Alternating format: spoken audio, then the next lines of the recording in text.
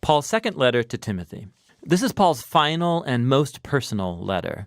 He wrote it from yet another time in prison, and it's addressed to Paul's dear co-worker and protege, the young Timothy. Now, we don't know how much time exactly has passed since he wrote 1 Timothy, but we can see that Paul's situation has changed, and for the worse. He's imprisoned in Rome, which could refer to his time under house arrest that was mentioned in Acts chapter 28, or it could be that he was released from that imprisonment, had another long season of ministry, and then was arrested again in Troas. Either way, Paul says he's in the middle of his court trial now, and it is not going well. He's pretty sure he's not going to survive this one. And so out of this very dark situation, Paul appeals to Timothy, who it seems is still on assignment in Ephesus. He asks Timothy to come be with him in prison so Paul can pass on to him the church planting mission he started. The letter's design is pretty simple. There are two large sections where Paul challenges Timothy. First, to accept his calling as a leader, and then, before he comes to Paul, to deal with the corrupt teachers that are still causing problems in Ephesus. After this, Paul concludes the letter. So Paul begins by thanking God for Timothy and his family, specifically for his grandmother Lois and his mother Eunice. They immersed the young Timothy in the story of the Old Testament scriptures. They instilled in him a deep faith in the Messiah, Jesus. And so because of that firm faith, Paul offers his first challenge to Timothy. He calls him to reject any temptation to be ashamed of the good news about Jesus or of Paul, who's suffering in prison for announcing that good news. Now, the reason Paul needs to emphasize this is the negative stigma that he gained by his frequent times in prison. It made many of Paul's co-workers, in fact, doubt his calling as an apostle.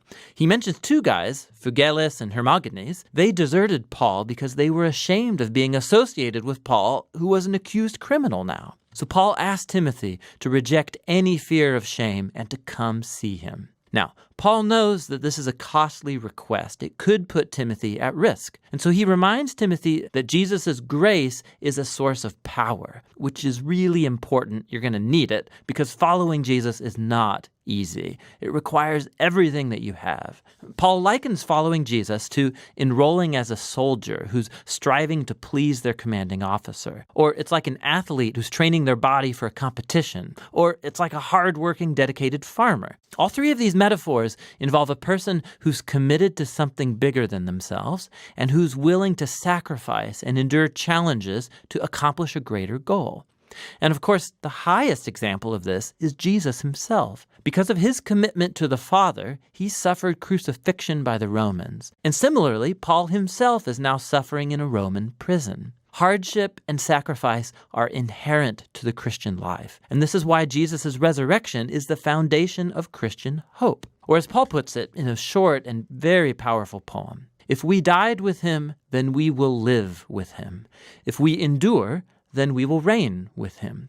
If we deny him, then he will deny us. If we are unfaithful, he will remain faithful, for he's unable to deny his own nature. God's love for our world has opened up a new hope through the death and resurrection of Jesus.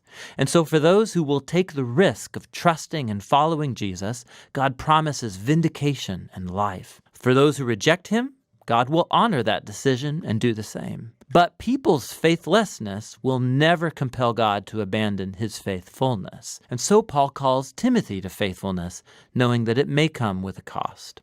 Paul moves into the second half of the letter, calling Timothy to confront the corrupt teachers in Ephesus before he comes to Rome. Their teaching is spreading in the Ephesian church like a cancer. They've targeted and corrupted a number of influential women in the church. These are likely the wealthy women that Paul had to deal with in his first letter to Timothy. He doesn't offer much detail about the teacher's bad theology. Timothy already knows about it. But he does give us one hint. He says they teach that the resurrection has already taken place. Now, we don't know if the teachers are following a Greek philosophical rejection of the whole idea of bodily resurrection, and they think it's only really about spiritual experience. Or it could be that they've simply distorted Paul's teaching about the resurrection life that begins now through the power of the Spirit. Either way, the problem is that they've abandoned the robust future hope of resurrection and of new creation, and they've embraced instead a private, hyper-spiritualized Christianity that is disconnected from day-to-day life. And so Paul calls Timothy to raise up faithful leaders who are going to teach the real good news about Jesus. They should avoid senseless arguments that result from debating the teachers. In contrast, Timothy and his leadership team are to keep the main thing the main thing. They should focus on the core storyline and message of the Scriptures, which in Paul's day meant primarily the Old Testament. These Scriptures, Paul says, are able to give you wisdom that leads to salvation through faith in the Messiah, Jesus. He's saying the whole point of the Scriptures is to tell you a unified story that leads to Jesus and that has wisdom to offer the whole world. Then Paul talks about Scripture's nature and purpose. He says all Scripture is divinely breathed, literally God-spirited. It's a reference to the Spirit's role in guiding the biblical authors so that what they wrote is what God wanted his people to hear. And God speaks to his people in the Scriptures for a very practical purpose. He says they're useful for teaching, telling me things I didn't know before.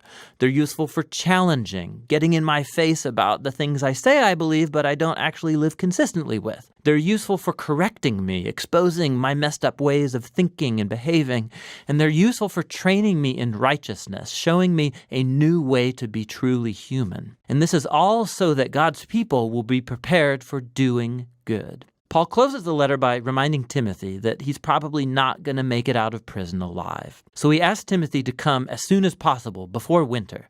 He doesn't want to freeze in his cell, and so he's going to need his heavy coat that he had to leave behind.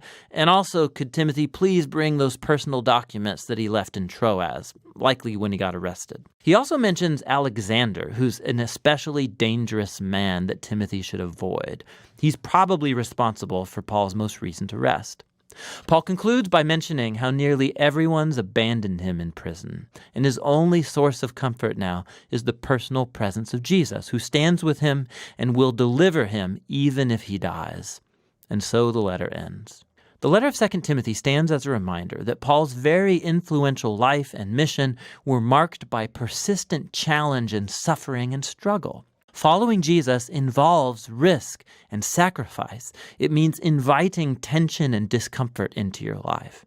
And these things are not a sign of Jesus' absence. Rather, as Paul discovered with generations of Christians after him, that precisely in those dark and difficult moments, Jesus' love and faithfulness can become the most tangible and real.